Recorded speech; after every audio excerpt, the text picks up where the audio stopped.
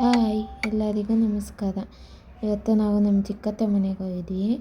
ಅದು 50ನೇ ವರ್ಷದ wedding anniversary ಇತ್ತು. ಅದು ಮಗ ಮತ್ತು ಸೊಸೆ ಅರಿಶಿನ ಕುಂಕುಮ ಕೊಟ್ಟರು. ಇವರು ಅವ್ರ ಮೊಮ್ಮಕ್ಳು ಇಬ್ಬರು ಆರತಿ ಮಾಡ್ತಿದ್ದಾರೆ.